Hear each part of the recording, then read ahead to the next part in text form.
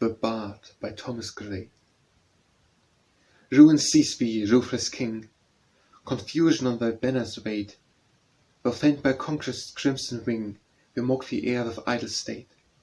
Helm, nor hauberk's twisted mail, nor even thy virtues, tyrant, shall avail to save thy secret soul from nightly fears, from Cambria's curse, from Cambria's tears.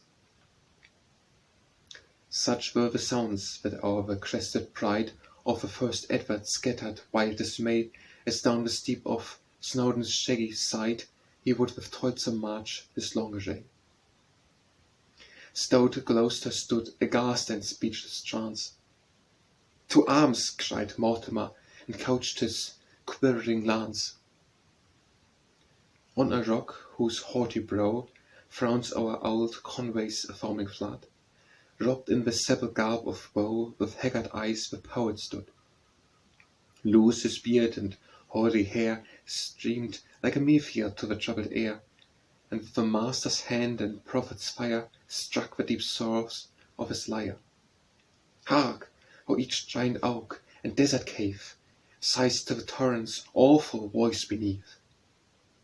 O'er thee, O king, their 100 arms they wave, revenge on thee, and hoarser murmurs breath, vocal no more since Cambria's fatal day, to highborn Hersel's harp or soft Lavinian's lay. Cold is Cadwallo's tan that hushed the stormy main, brave Urine sleeps upon his craggy bed.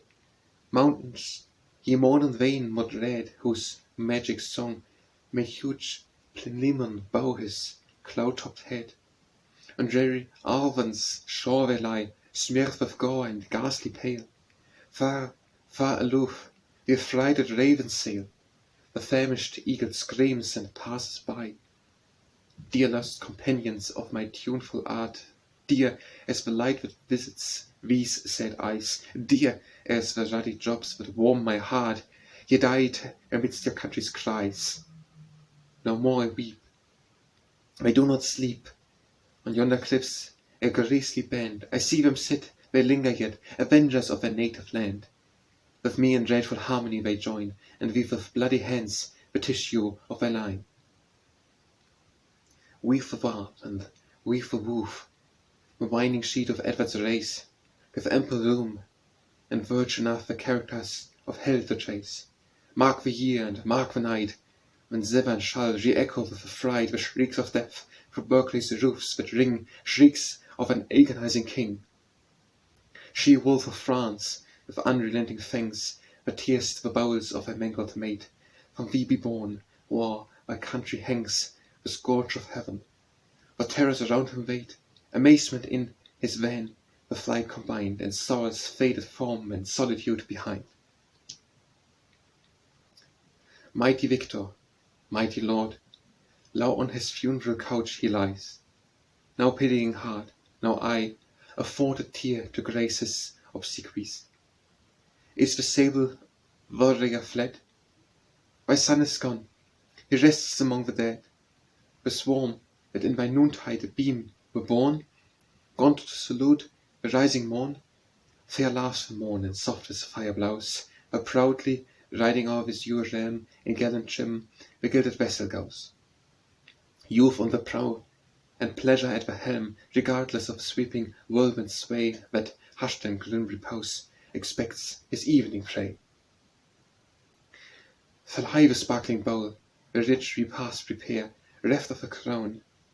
He yet may share the feast, close by the regal chair, fill thirst and famine's scowl, a baleful smile upon the baffled guest. Heard ye the din of battle bray, lance to lance and horse to horse? Long years of havoc urge their destined course, and through the kindred squadrons move away, ye towers of Julius, London's lasting shame, with many a fool and midnight mirth fed, revere his consort's faith, his father's fame, and spark the meek usurper's holy head. Above, below, the rows of snow, twin with a blushing foe, we spread. The breasted boar in infant gore wallows beneath thy thorny shade. Now, brothers, bending o'er the accursed loom, stamp we our vengeance deep, and ratify his doom. Ever low, to sudden fate, weave woof, the thread is spun, half of my heart we consecrate. The web is woof, the work is done. Stay, oh stay, now thus forlorn, leave me unblessed, unpitied, here to mourn. In yon bright track that fires the western skies, they melt, you vanish from her eyes. But oh, what solemn scenes on Snowdon's height, descending slow, the glittering skirts unroll, visions of glory. Spare my aching sight, ye unborn ages, crowd not on my soul. No more our long lost Arthur we bewail. All hail, ye genuine kings, Britannia's issue, hail! Girt with many a baron bold, sublime by starry fronts they rear, and gorgeous dames and statesmen old in bearded majesty appear. In the midst a form divine, her eye proclaims her of the Breton line. Her yon port, her all-commanding face, a tempered sweet to virgin grace. What strings symphonious tremble in the air, what strains of vocal transport round her play. Here from the grave great tells the yen, here, they breathe a soul to animate thy clay. Bright rapture calls, and soaring as she sings, waves in the eye of heaven her many-colored wings. The verse adorn again, fierce war and faithful love, and truth severe by fair fiction dressed, and buskint measures move pale grief and pleasing pain, with horror tyrant of the throbbing breast. A voice as of a child choir gales from blooming Edenbeer, and distant warblings lessen on my ear, that lost and long futurity expire. Fond impious man, think'st thou yon sanguine cloud, raised by thy breath, has quenched the orb of day? Tomorrow he repairs the golden flood, and warms the nations with redoubled ray.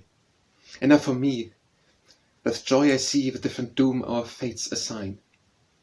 Divine despair and scattered care, to triumph and to die are mine. He spoke, and headlong from the mountain's height, deep in the roaring tide, we plunged to endless night.